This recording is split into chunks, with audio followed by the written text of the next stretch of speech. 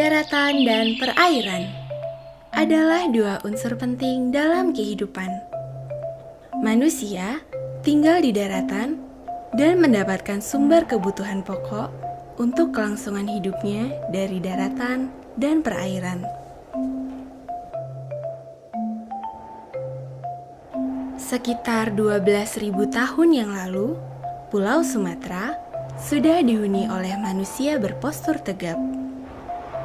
Mereka memilih tinggal di pinggir pantai.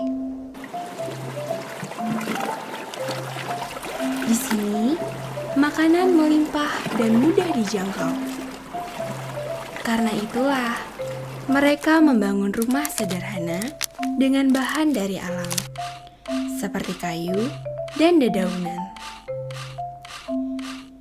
Karena tinggal di pinggir pantai yang terkena pasang surut lautan, mereka beradaptasi dengan membangun rumah panggung. Mereka bertahan hidup dengan berburu dan mengumpulkan makanan dari alam.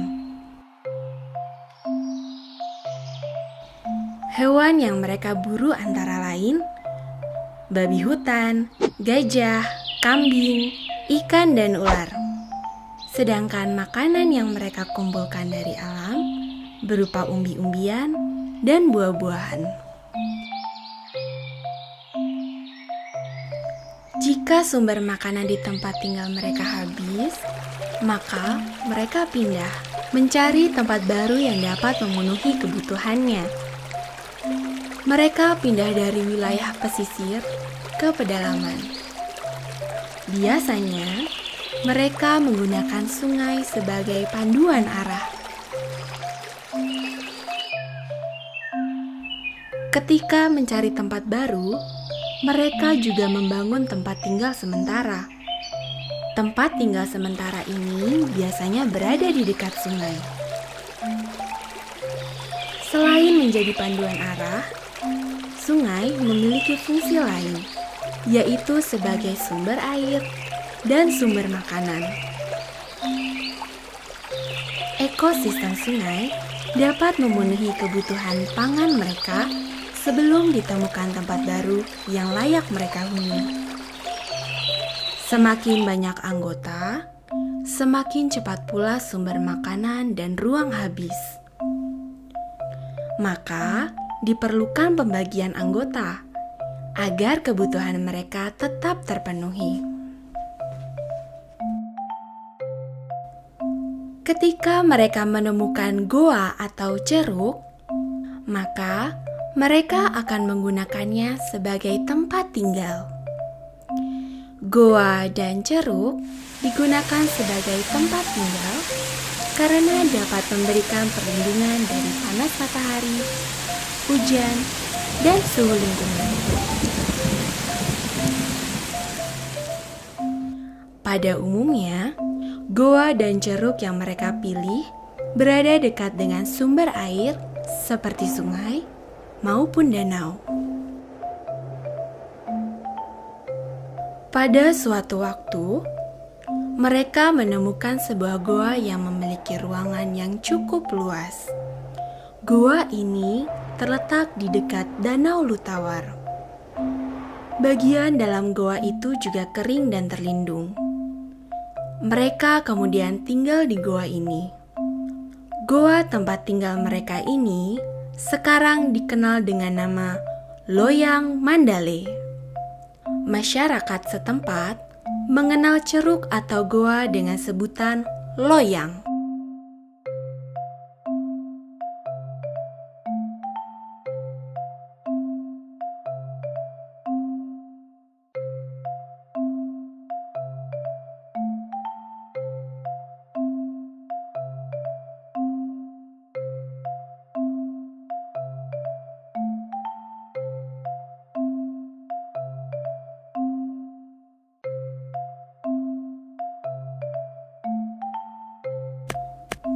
Kelompok manusia ini juga sudah mampu membuat beberapa peralatan sederhana.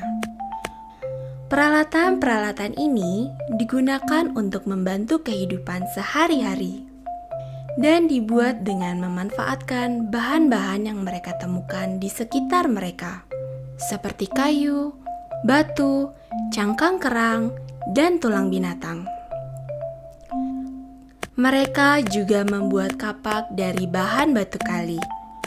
Kapak dibuat dengan cara memecahkan batu pada beberapa bagian untuk mendapatkan bagian tajamnya. Selain itu, mereka membuat jarum dari tulang binatang dan membuat pisau dari cangkang kerang dan batu tajam. Agar kapak lebih mudah dipegang dan digunakan, mereka kemudian menambahkan tangkai dari kayu. Selain mengenal peralatan sederhana, mereka juga sudah menggunakan api untuk memperkuat atau mengawetkan peralatannya. Mereka juga menggunakan api untuk mengolah hasil buruannya agar lebih mudah dikonsumsi.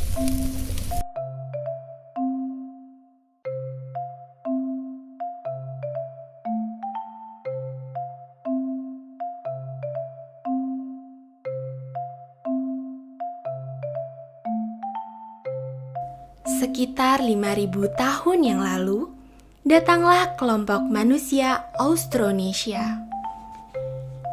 Postur tubuh mereka berbeda dengan kelompok manusia yang lebih dahulu tinggal di loyang Mandale. Pada suatu ketika, kedua kelompok manusia ini bertemu di loyang Mandale. Kemudian, keduanya hidup berdampingan di loyang Mandale dengan damai. Kelompok manusia Austronesia ini menggunakan beberapa peralatan baru, seperti gerabah dan anyaman.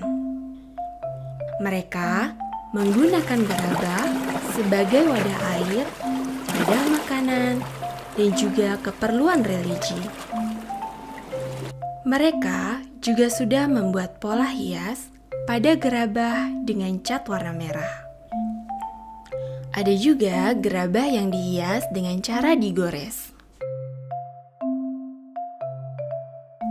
Pada masa ini, kegiatan manusia masih sama dengan masa sebelumnya, yaitu mencari bahan alat batu di sekitar sungai dan memancing ikan di Danau Lotawar.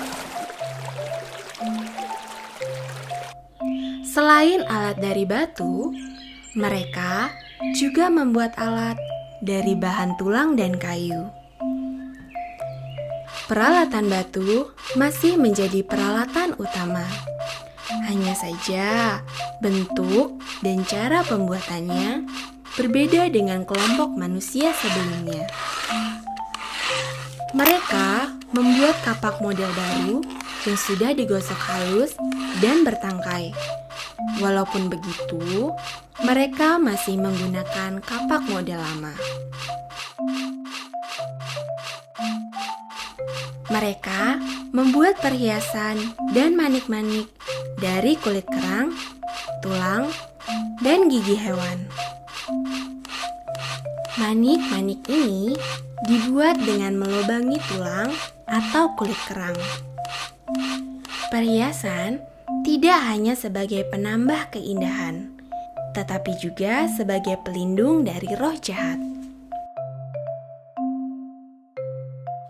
Selain berburu dan menangkap ikan, mereka menanam umbi-umbian di sekitar tempat tinggal mereka.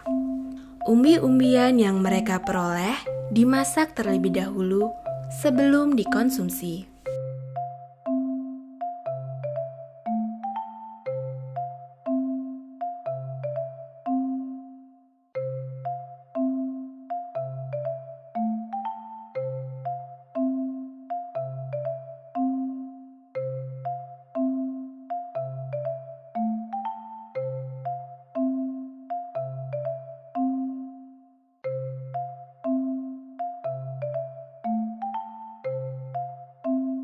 Ketika ada anggota kelompok yang meninggal dunia, mereka akan menguburkannya dengan tata cara mereka.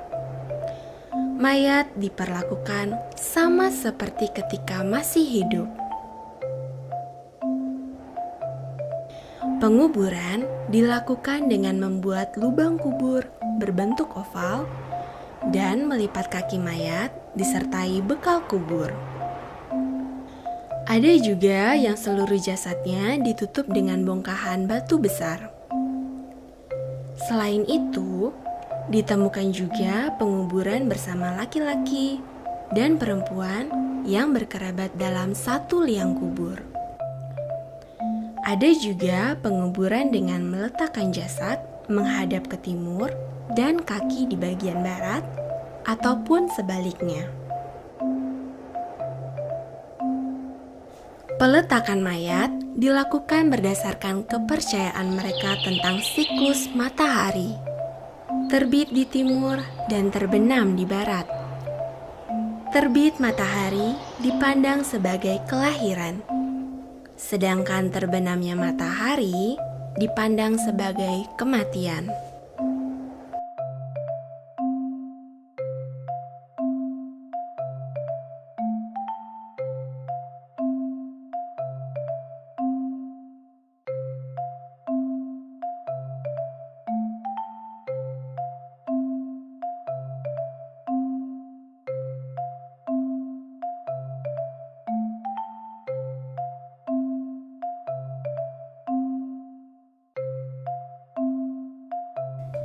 Sekitar 3000 tahun yang lalu, terjadi bencana gunung meletus.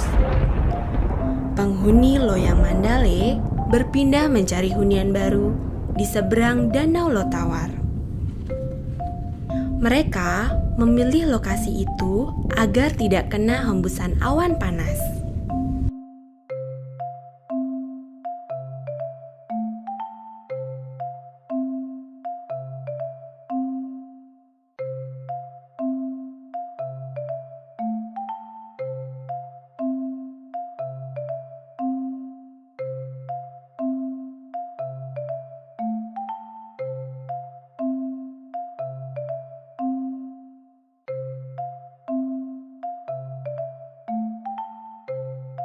Kemudian sekitar 2000 tahun yang lalu, datanglah kelompok lain yang bertempat tinggal di sekitar Danau Lotawar.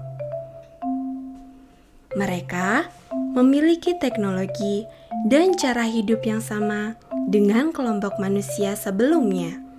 Contohnya, mereka masih mencari tempat tinggal di goa-goa dan alam terbuka. Kehidupannya masih sama, berburu dan menangkap ikan, serta menanam umbi-umbian. Kelompok manusia ini membuat tembikar dan anyam-anyaman semakin maju, terutama dalam menghias tembikar dengan cara poles dan gores. Tembikar yang berwarna hitam merupakan teknologi yang khas yang berasal dari masa sebelumnya. Tembikar ini dibuat dengan cara melapisi permukaan tembikar dengan bahan-bahan alami. Berbagai bentuk wadah tembikar yang dihasilkan mempunyai ciri khas, yaitu pola hiasnya menutup seluruh permukaan wadah tersebut.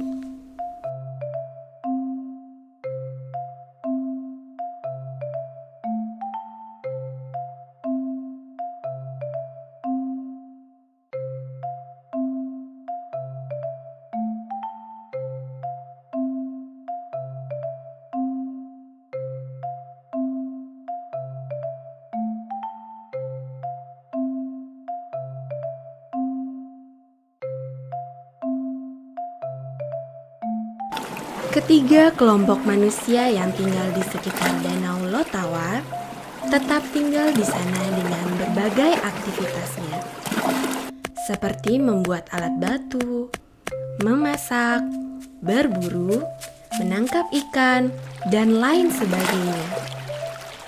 Mereka hidup bersama-sama di dalam satu kawasan di sekitar Danau Lutawar. Hidup bersama menjadikan mereka berbaur, baik manusianya maupun kebudayaannya. Seiring berjalannya waktu, berbagai kelompok berbaur menjadi satu dan membentuk masyarakat etnis Gayo.